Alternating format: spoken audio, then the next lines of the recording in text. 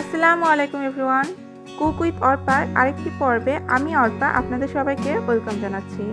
আজকে খুবই সহজ এবং কমন একটি রেসিপি নিয়ে হাজির হয়েছি। আজকে আমি আপনাদেরকে খুব সহজভাবে দুধ সেমাই তৈরি করে দেখাবো।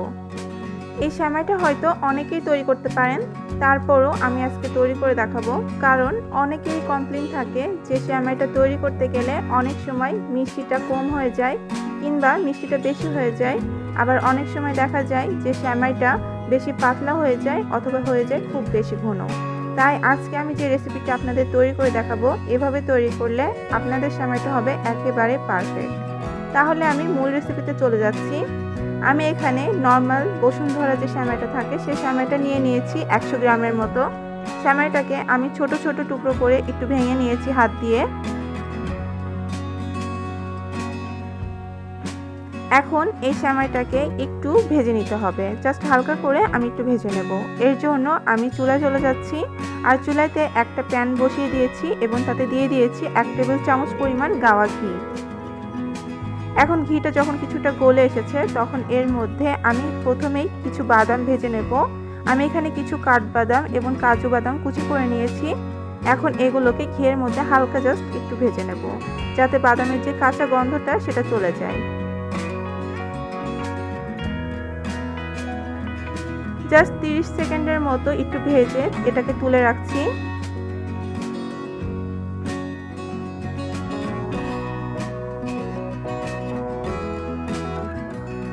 এখন ওই একই ঘিয়ের মধ্যে দিয়ে দিচ্ছি যেই সেমাইটা রেখেছিলাম সেই সেমাইটা দিয়ে দিচ্ছি।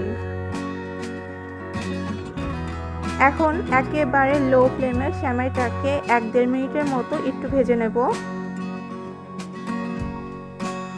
হাই ফ্লেমে কিন্তু সেমাইটাকে ভাজতে যাবে না, তাহলে কিন্তু সেমাইটা পুড়ে যাবে। খুবই লো ফ্লেমে 1-1.5 মিনিটের মতো ঘিয়ের মধ্যে ভেজে নিলে খুব সুন্দর একটা স্মেল আসবে এবং খেতে আরও বেশি ভালো লাগবে।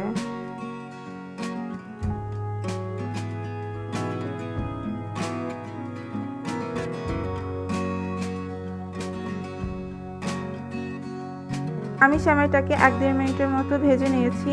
এখন এটাকে একটা সাইডে সরিয়ে রাখছি। আর এখানে একটা বড় সসপ্যানের মধ্যে আমি 1.5 লিটার দুধ নিয়ে নিয়েছি। এটা হচ্ছে গরুর দুধ। এই দুধটাকে আমি আগে থেকে জাল করে একটা সাইডে রেখে দিয়েছিলাম। জাল করে 1.5 লিটার দুধকে আমি 1 লিটার কমিয়ে রেখেছিলাম।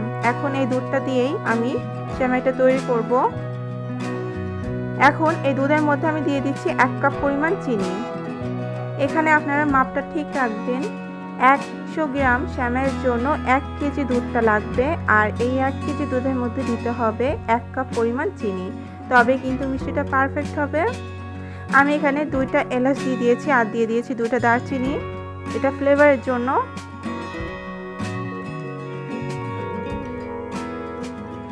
এখন আমি এখানে কিছু কিশমিশ দিয়ে দিয়েছি 8-10টার মতো, আর যে বাদামটা ভেজে তুলে রেখেছিলাম সেই বাদামগুলো দিয়ে দিচ্ছি।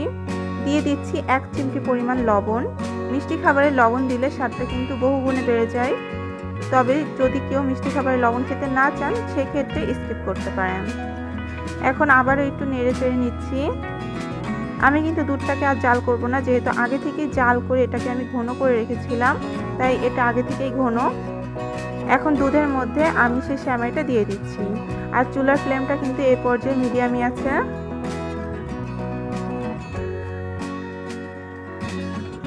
এখন এটাকে নেড়ে চেড়ে 2 মিনিটের মতো ঢাকা দিয়ে কুক করে নেব।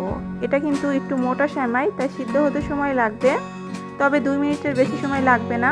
1.5 মিনিটের ভেতরেই এই সেমাইটা কুক হয়ে যাবে।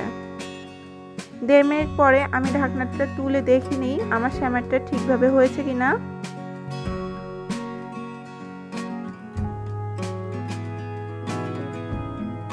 দেড় মিনিট হয়ে গিয়েছে, আর এই যে আমার সেমাইটা কিন্তু হয়ে গিয়েছে। এখনই আমি চুলাটা বন্ধ করে দিচ্ছি আর সেমাইটাকে সার্ভ করে নেব। সেমাইটা জাস্ট মোটামুটি একটু ঠান্ডা হলে, জাস্ট ভাপ ওঠাটা বন্ধ হলে তারপর আমি সার্ভ করে নিচ্ছি। নিয়ে দেখাবো যে সেমাইটা কেমন পর্যায়ে আছে।